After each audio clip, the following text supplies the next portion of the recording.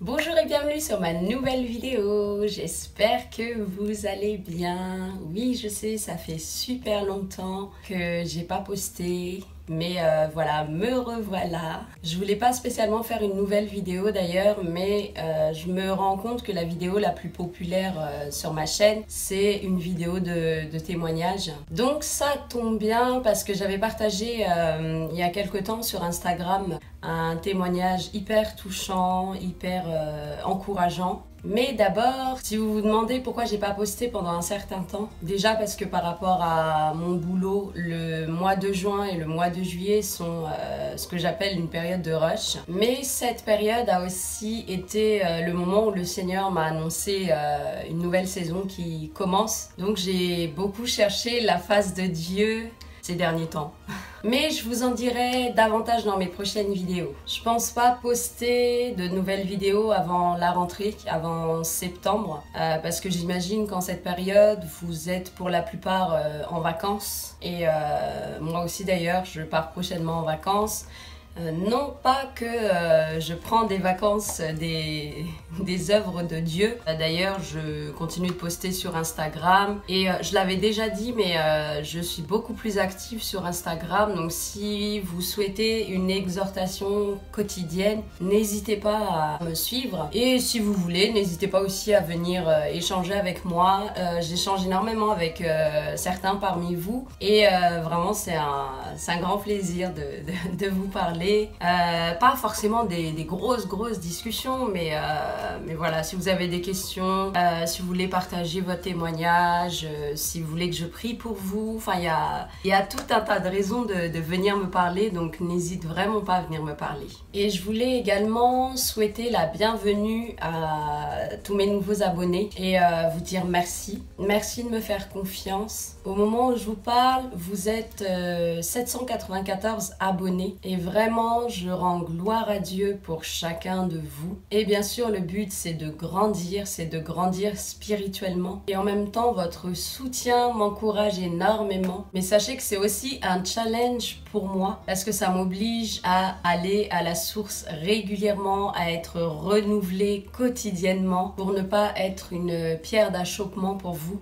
Et c'est surtout de ça dont je suis tellement reconnaissante au Seigneur. Et vous êtes juste pour moi le fruit concret de ce que la parole de Dieu dit quand elle dit qu'il y a plus de bonheur à donner qu'à recevoir. Donc voilà, je vous remercie vraiment, merci beaucoup et que Dieu vous rende cet amour. Passons maintenant à cette vidéo de témoignage. Et d'avance, désolée pour ceux qui l'ont vu notamment sur EMCI TV ou également ceux qui l'ont déjà vu quand je l'ai posté sur Instagram il y a quelques temps. Après, c'est un magnifique témoignage, donc c'est toujours bon de le revoir, on s'en lasse jamais. C'est un témoignage qui s'adresse à toi que la vie n'a pas épargné, qui a vécu ou subi des tragédies.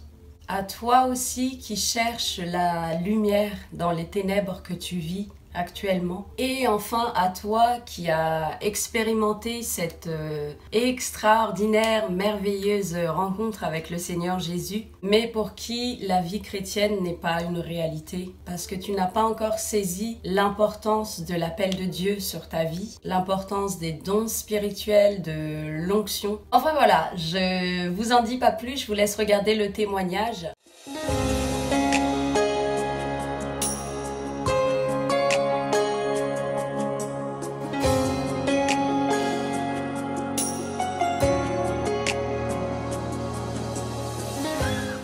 Ma mère est tombée enceinte de moi. On a appris qu'elle est tombée malade. Ça a causé plein de complications au niveau de la grossesse, ce qui fait que j'ai dû naître prématurément. Malheureusement, 2 semaines après, ma maman est décédée. Ça a brisé mon père. Il s'est comme renfermé et ce qui fait que moi j'ai dû grandir avec mes grands-parents. Ce sentiment de différence a commencé à grandir dans l'adolescence.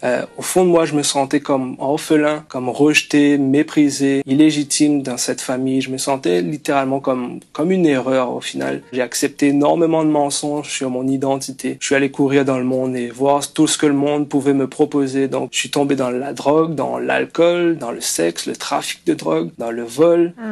J'ai même commencé la musique pour me créer une réputation, une identité. Plongé à fond dans le monde, complètement brisé, complètement noir. Je me sentais vide. Je sentais comme si que ma vie se déroulait devant moi, mais que je pouvais pas la contrôler. Et j'ai même voulu essayer le monde de l'occultisme. Mais Dieu allait commencer quelque chose de fort dans ma vie. Amen. Et je me rappelle, mon oncle est venu me voir une fois et m'a dit, Olivier, tu as besoin de Jésus. Et il y a une conférence qui va se dérouler sur une semaine de prière. Est-ce que tu veux venir avec nous? Je me disais, une semaine de prière, comment on peut prier une semaine? On a commencé cette conférence-là, mais moi j'étais à l'arrière, dans les gradins. Je regardais les chrétiens en bas faire leur réunion. Je me disais, ces gens sont fous. Et là, il y a un homme de Dieu qui commence à prêcher. Et j'ai l'impression qu'il y a un coup monté dans cette conférence-là. Je me dis, il y a des informations qui ont été divulguées. Comment il sait tout ça? Ce qu'il racontait, c'est ce que je vivais.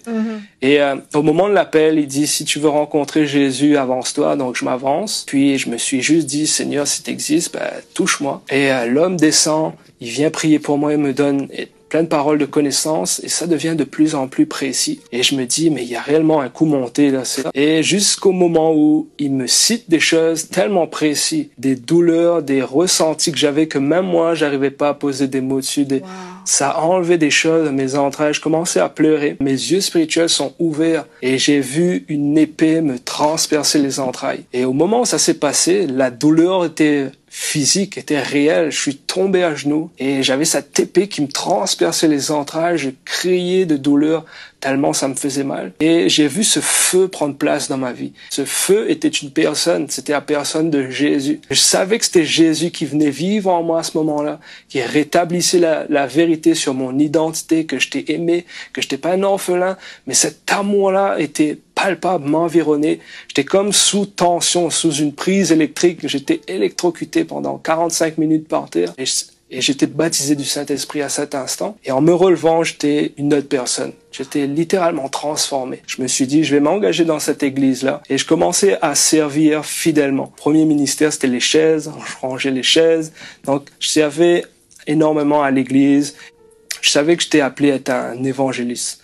Ma première prière, c'était « Seigneur, si une telle puissance existe, donne-moi cette puissance. Je vais aller toucher les gens pour toi, je vais les ramener vers toi. » Je savais même pas que ça existait, le ministère d'évangéliste à ce moment-là. Un des premiers orateurs que j'avais découvert justement quand j'avais donné ma vie à Jésus, c'était Reinhard Bonnke. Je me disais « Seigneur, permets-moi de rencontrer cette personne-là avec une école d'évangélisation que lui-même faisait. Je vais aller faire cette école, je vais aller me faire former, je vais aller recevoir quelque chose et je vais venir à la Réunion pour aller évangéliser. » À la suite de cette école, j'ai reçu l'imposition des mains, j'ai reçu une puissante rencontre avec Dieu. Et à mon retour à l'île de la Réunion, je me suis dit, j'ai un standard. C'est, je vais prier pour tous les malades que je croise et je vais prier dans les rues tous les jours. Est-ce que tu veux prêcher à l'école biblique destinée?